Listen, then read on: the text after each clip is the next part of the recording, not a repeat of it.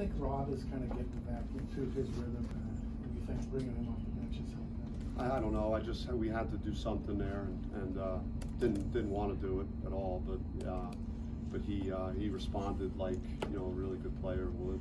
I'm happy that he works at it.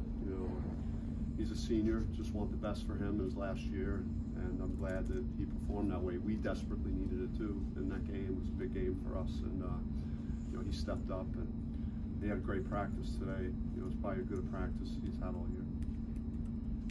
How would you kind of grade out the weekend, the long weekend in Oregon as a whole? I think those are two very difficult places to play. As far as a pair goes, it's probably the most difficult pair that you're going to face in a week.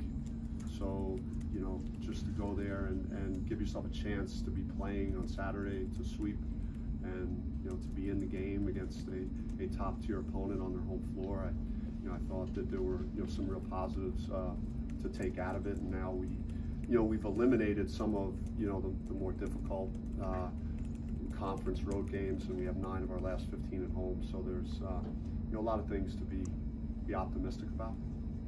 Are you happy with the looks you're getting out of the pick and roll? Out of the pick and roll, yeah. Specifically now? Yeah, out of that.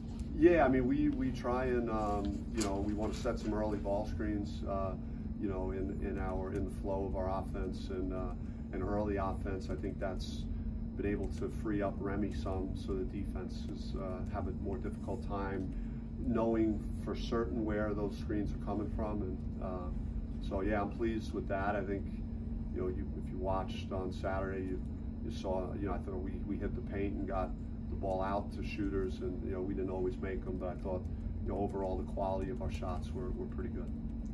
Given the circumstances of when you get a wear, everything that's going around when you guys played Colorado and China, how much do you get out of that you've already seen?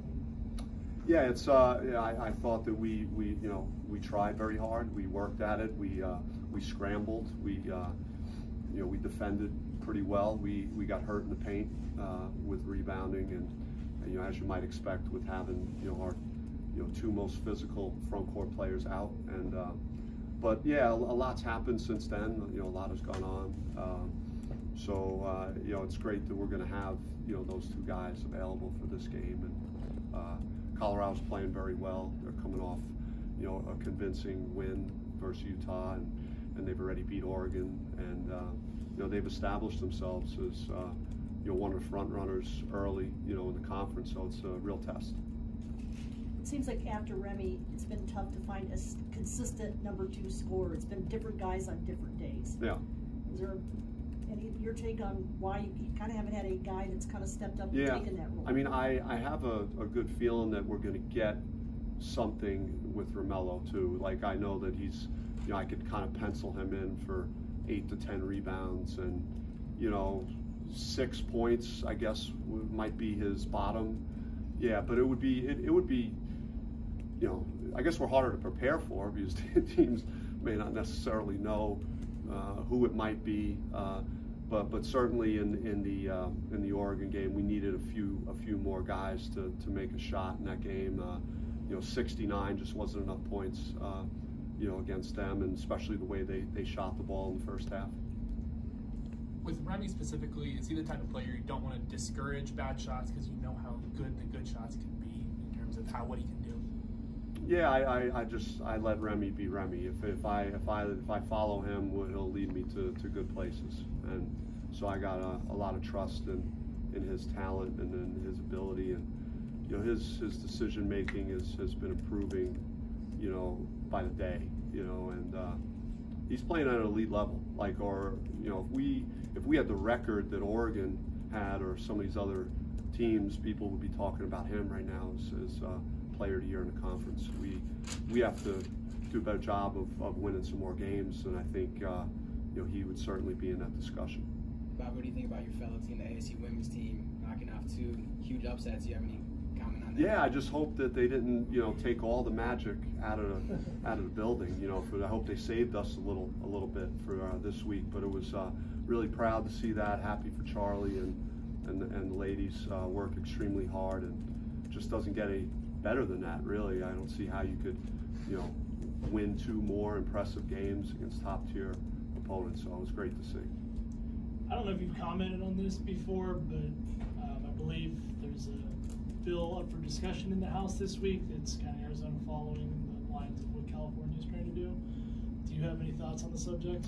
Yeah, I didn't realize that it was actually in play, and to be honest, I haven't had a chance to even think about how I would respond. So I'm gonna, if you give me some time, and maybe I could get to that at another point. Just curious. Yep.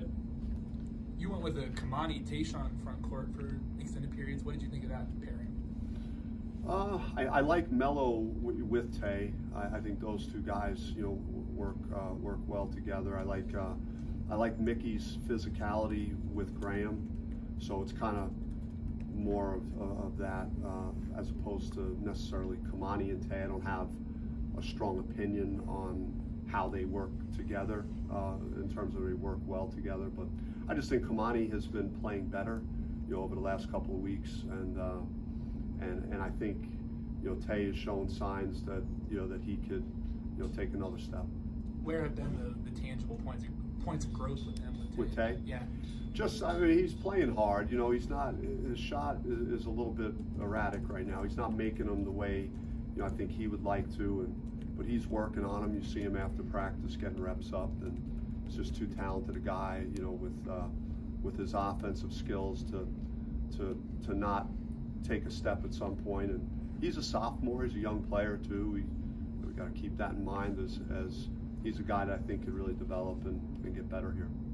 Coach, Jalen Graham seems to have made a lot out of the minutes that he makes when he's in. Is there something he has to work on to earn more playing times, or just something that'll come with time as he gets more experience? I think it's just, like you said, experience, maturity, just getting stronger. I think for Jalen, after when the season ends to when the next one begins, it's going to be critical for him to take another jump and working on his game, expanding his game a little bit more to face up some as in addition to his back to the basket, and then just putting on about 15 pounds, and just getting a little bit stronger. How do you like the dynamic of Rob coming off of the bench, like strategically, or was it more of a wake-up call? I mean, I thought we needed to shift gears and do something, and I mean, I don't know. You'd have to ask Rob how he felt coming off the bench relative to starting. I mean, he started so many games. I'm not sure that's the issue. I just think he was long overdue to play that way on offense, and and I'm hopeful that I'm getting the right signs that he's carrying over what he did in that game to what he looks like right now in practice. Is it unusual to kind of not have a penciled-in 5 lineup? You've got 2 or 3 guys that are always in the lineup, but the other 2 spots are in flux one game to the next. Yeah, I liked what I saw from our team in Oregon and in both games, and one was a very good win, and another one was a game that we were right in the mix late. So there's no reason to tamper with the lineup this week, and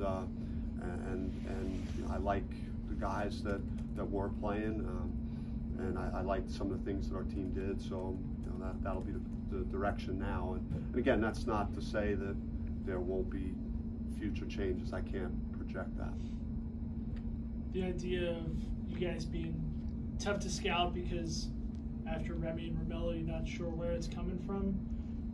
Would you like to see one of the other guards or a forward kind of be a more consistent presence in the scoring? I mean, Verge had a good stretch where he clipped off like 5 or 6 games where he was, maybe being that third guy, and I have no issues with it being a revolving situation as long as there is that guy, I may not know game to game specifically until it's unfolding who that guy is, but that's why I'm doing this job. It's not easy all the time to know, and you can't predict everything, but it is comforting to know that you kind of have 2 dependable guys, one on the perimeter, one on the inside, that you could get some scoring out of. I know you touched a little bit about this, but how important do you think Rob's play is these next few months leading up into tourney time, and what would you like to see from him during that time period? Yeah, he just, be himself, and he focused on the defensive end the way we needed him to in both games in Oregon, and he's got to trust his talent and his his ability to make shots and just play with confidence. And hopefully he's regained some of that, you know, on the trip to Oregon. In watching some tape, maybe on Colorado, did you notice a difference between how they played the last few games versus when they played you?